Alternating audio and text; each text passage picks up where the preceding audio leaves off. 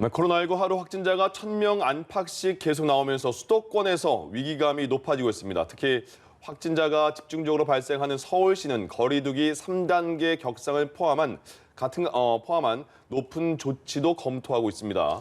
한편 정부는 화이자, 얀센과 코로나19 백신 계약 추진 결과를 조만간 발표한다고 밝혔는데요.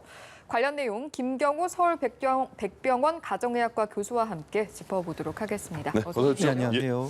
1,000명이 또 그러니까 오늘 발표된 어제 확진자가 1,014명입니다. 국내 감염이 993명이고 사망자는 22분이 또 늘었습니다. 서울이 또 420명이에요. 요새 계속 1,000명 안팎으로 계속 왔다 갔다 하는 요새 추세는 어떻게 보고 계세요? 네, 일단 신규 확진자 수 자체도 정부에서 한 달 전에 이제 우리가 감당 가능한 위험 수준을 신규 확진자 수 한 500명 정도로 예. 그러니까 전국에 있는 중환자 수를 중환자 병상을 고려했을 때 400~500명 수준으로 예측했던 것에 비해서 지금 너무 많은 신규 확진자 수가 나오고 있고 예. 문제는 이제 앞으로 계속 증가 추세에 있을 것이 조금 우려되는데 감염체 생산 지수가 아직도 1.18로 일보다 높은 수치이기 때문에 1,200명까지도 예측을 하고 있고 예. 또 1,200명에서 계속 감염체 생산 지수가 1 이하로 떨어지지 않게 되면 2,000명까지도 증가할 수 있는 위험한 상황이기 때문에 예. 조금 우려가 되는 시점이 되겠고 또 지금 병상 부족 때문에 정부에서 병상 확보를 하는 기준치가 신규 확진자 수 1,000명을 지금 가정해서 3주간 병상을 확보하고 있는데 예. 이것보다 더 많은 확진자 수가 계속 나오게 되면은 역시 병상 확보에도 좀 차질이 생길 수 있을 것 같아서 좀 우려가 되는 현상이라고 할 수 있겠습니다. 요새 그러니까 1,000명이 넘느냐 안 넘느냐 방역 당국에서도 1,200명까지 예고를 했습니다만은 진짜 넘으니까 걱정이 더 확 되는 것 같아요. 네, 맞습니다. 그래서 과연 그러면 지금까지 두 자릿수 때도 있었고 갑자기 1,000명까지 확 오른 이유가 방역이 느슨해진 건지 아니면 우리 국민들의 마음이 느슨해진 건지 어떤 분석을 어떻게 할 수 있을까요? 네, 일단은 감염 확산이 이루어지는 요인들에는 이제 바이러스 전파가 예를 들어 계절적인 요인 때문에 우리가 여름보다는 더 확실히 더 많이 전파되는 것 같고요. 예. 그동안에 우리가 거리두기 정책을 통해서 효과적으로 통제를 했던 예측이 아무래도 이제 바이러스 전파 환경의 어떤 변수 때문에 우리가 조금 예측보다 더 많은 확진자 수가 발생하는 것 같고 예. 또 그다음에 정부에서는 이제 우리가 거리두기 격상 기준을 우리가 이제 중환자 병상 수를 감안했을 때 그동안 너무 조금 보수적이었다. 조금 좀 우리 역량이 충분하니까 조금 그 격상 기준을 좀 변경하자.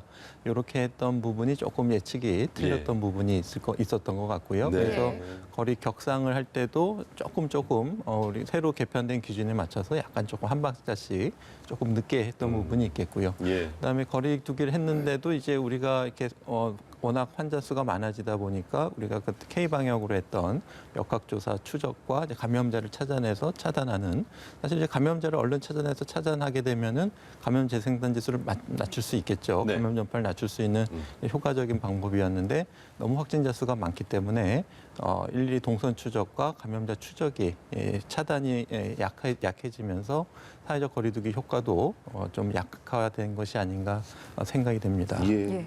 현재 상황을 보면 가장 심각한 곳이 수도권이고 그중에서도 서울이 심각한데 이렇게 대도시에서의 감염이 빠르게 확산하는 이유는 아무래도 많은 인구가 모여있기 때문이겠죠.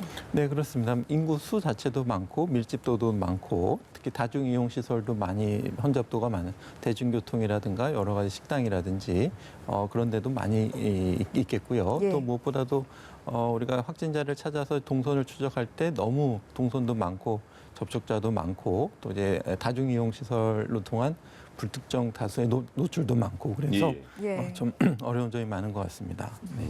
상황이 이렇다 보니까 서울시에서도 자발적으로 3단계 거리두기에 나서달라라고 이제 시민들에게 호소를 하고 있는 상황인데 가장 걱정되는 부분은 아무래도 병상 부족 문제 아니겠습니까? 네, 그렇습니다. 아무래도 지금 다각도로 병상을 확충하려고 노력을 하고 계신데요. 이제 병상도 중증 환자를 볼 수 있는 중환자 음악격리 시설 그리고 이제 생활치료센터 경증의 환자분들을 모니터링하고 격리할 수 있는 그런 시설 그리고 이제 코로나19인지는 모르겠지만 열이 나고 호흡기 질환이 있어서 빠른 진료가 필요한데 일단 다른 환자랑 섞여서 볼 수 없는 그렇기 때문에 응급실에서도 그런 환자들을 위한 그 음압격리 응급 병상 이런 것이 있어야지 예. 코로나19 검사가 나올 때까지 그분들을 음압격리 응급병상에서 볼 수가 있는데 그것도 굉장히 부족한 상태이기 때문에 네. 만약에 그런 열이 나고 코로나19가 의심되는 환자를 다른 응급 환자랑 같이 진료하게 되면 또 다른 응급 환자도 감염되기 때문에 예. 그런 병상과 이제 또 빠른 검사 결과가 필요한데 그런 것도 이제 좀 많이 부족한 상태거든요. 그래서 예. 이제 정부에서는 이제 중증 환자 병상 같은 경우에도 병상 운영 효율화를 위해서 준중 환자, 그러니까 아주 위중증 환자는 따로 봐야 되겠지만 그중에서 조금 증세가 좋아진다든지 또 고류량 산소요법이 필요한 정도의 환자 같은 경우에는 별도로 볼 수 있는 준중환자 시설을 확충해서 아무래도 준중환자실은 이제 완전히 위중 환자를 볼 수 있는 음압격리 시설보다는 조금 확보하는 것이 조금 용이하기 때문에 그런 것들을 좀 추가적으로 확대하는 노력들을 기울이고 있습니다. 그래서 정부 발표에서 준중환자가 그 의미였군요. 네, 병실 확보가. 그렇습니다. 네. 그 평택 같은 경우에는 박예병원이 원장 선생님이 그 우리 병원은 전체를 코로나19 전담 병원으로 네. 하겠다 해서 220병상을 다 비우고 코로나 환자만 받는다고 했잖아요. 네, 그렇습니다. 그렇게 병상에 도움을 주는 곳이 물론 있습니다. 지금 그래서 다음 주 월요일부터는 서울시가 적십자병원을 포함해서 5곳을 감염병 전담 병원으로 지정하겠다. 그리고 소망교회 서울시립대 기숙사를 생활치료센터로 추가하겠다. 이렇게 얘기를 하고 있어요. 근데 과연 이 정도로 병상이 확보가 될 것인가, 그리고 다른 대형 병원들은 어느 정도 참여율이 있는가 궁금하거든요.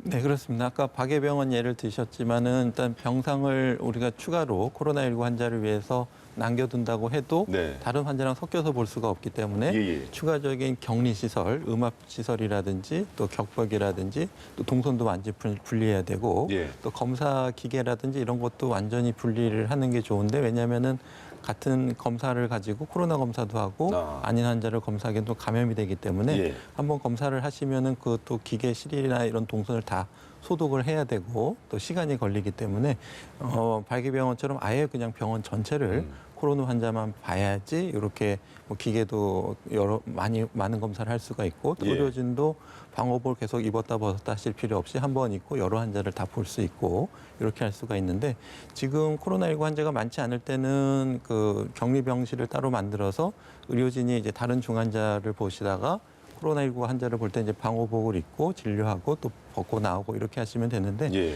이것이 너무 많아지고 그렇게 되게 되면은 일단 환자를 이렇게 섞여서 보는 것은 의료진이 감염될 수도 있고 의료진을 통해서 다른 환자가 감염될 수도 있고 또 환기 공조 시스템이 분리되어 있지 않으면 병상만 내준다고 해서 거기서 이제 코로나19 환자를 볼 수가 없기 때문에 예. 사전에 미리 이렇게 환기 시스템이라든지 공조 시스템, 격벽을 설치하고 동선도 분리하고 예. 코로나19 환자가 지나갔던 엘리베이터나 복도를 또 다른 환자가 지나갈 수가 네. 없기 때문에 그런 사전적인 구조가 또 가능한 그런 건물이 있어야 되기 때문에 예. 뭐 민간 병상이 많다고 알려져 있지만은 뭐 상급 종합병원도 또 중증 환자도 많이 있고 또 일반 민간 병원 같은 경우에도 종합병원보다는 전문병원, 뭐 척추, 뭐 정형외과 전문이나 안과 전문 그런 병상들이 또 사실 많기 때문에 예. 우리가 민간 병상이 많다고 했을 때 그 내용도 다 코로나19를 진료가 가능한 병상은 아니기 때문에 굉장히 제한적으로 민간 병원이 참여할 수 있는 부분이 있겠습니다. 알겠습니다. 서울시가 또 이런 대책을 내놨습니다. 그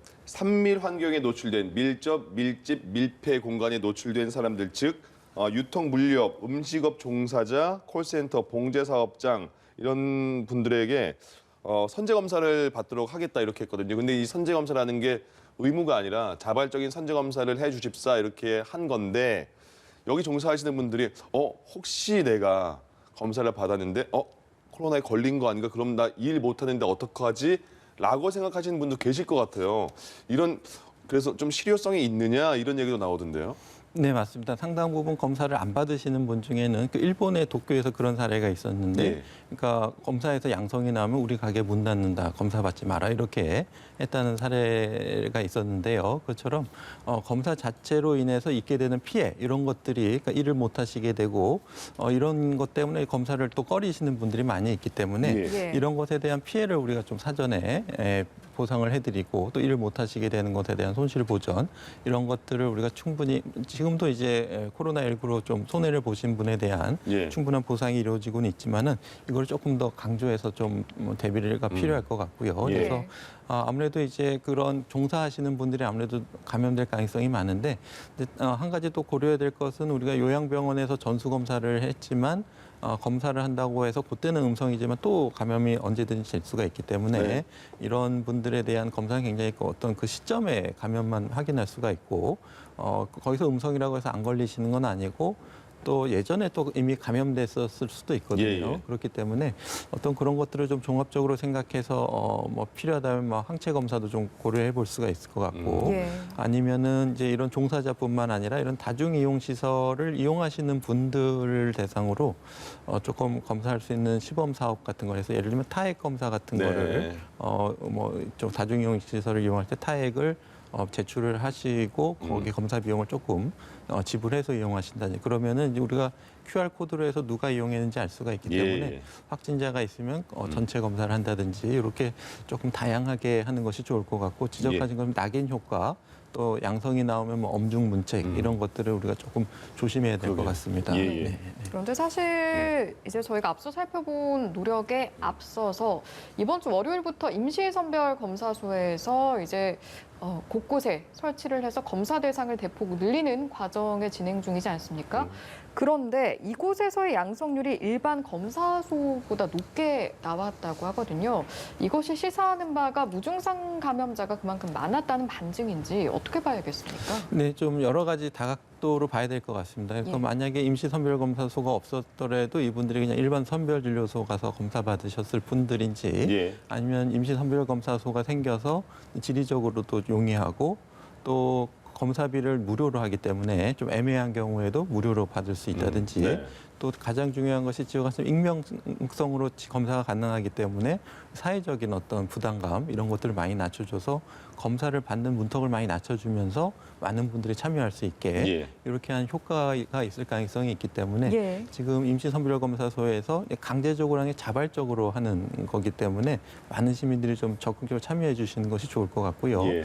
강제적인 전수조사를 물론 다 해가지고 모든 감염자를 찾아내가지고 그분들을 딱 격리시키게 되면은 우리가 이론적으로는 감염제 생산 지수가 0이 될 수가 네. 있거든요. 예, 근데 실제로 그렇게 한 사례들이 이제 중국 같은 경우에도 이제 우한 시민 1,000만 명을 대상으로 전수 검사를 2주 내에 맞춰서 예. 그다음에 청정 지역을 선포한 적이 있는데 물론 이제 그런 것도 가능하긴 한데 일단은 많은 그 시민들께서 자발적으로 검사하시고 방역 수칙을 잘 준수하시게 되면은 예. 감염자분들이 추가적인 전파를 일어나는 것을 줄이고 감염제 생산 지수를 효과적으로 낮출 수 있는 방법이 될 수 있을 것 같습니다. 그러니까 빨리 검사하고 빨리 그 확진자를 차단하기 위해서 지금 임시 선별 진료소를 운영하고 있는 거잖아요. 그렇습니다. 거기서 거기에 더해서 이런 얘기도 나오는 게 미국 식품의약국 FDA가 15분 안에 감염 여부를 확인할 수 있는 자가 진단 키트, 그러니까 약국에서 처방전 없이 사서 내가 바로 체크할 수 있는 그런 진단 키트가 미국에서 이제 승인이 됐다고 하는데 그러면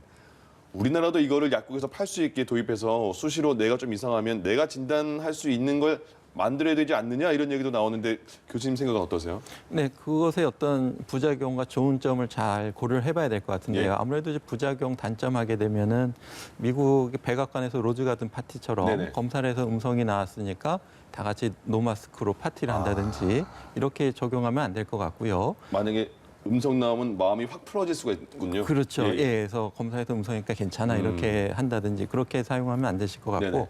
근데 미국 같은 경우에는 또 이제 가족끼리 이렇게 많이 모이시고 이런 경우가 뭐 다중 이용 시설보다는 친지 가족끼리 뭐 추수감사절이라든지 성탄절 때 그렇게 모이시는 경우가 많기 때문에 예. 이제 그런 분들은 이제 홈 테스트를 해서 이제 양성이 나오신 경우에는 좀 그런 모임을 좀 자제하는 데 도움이 된다든지 네. 그렇게 할 수가 있는데 지금 우리나라에서도 어떤 집단 시설의 감염도 있지만은 대부분 이제 친지 가족 모임을 통한 지인 모임을 통한 감염이 많기 때문에 네.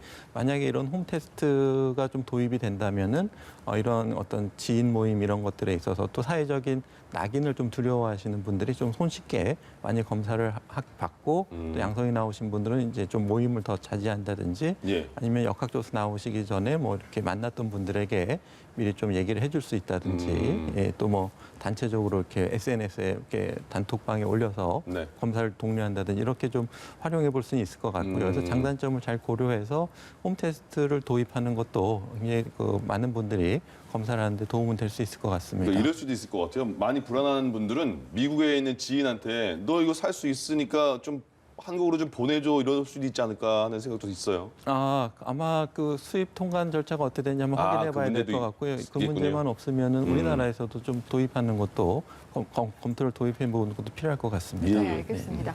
현재 상황에서 국민들의 가장 큰 관심은 아마 거리두기가 3단계로 네. 격상이 되는 것인지, 된다면 언제 되는 것인지 이런 부분들일 텐데 3단계 격상의 필요성과 실효성 어떻게 좀 판단을 하시는지요?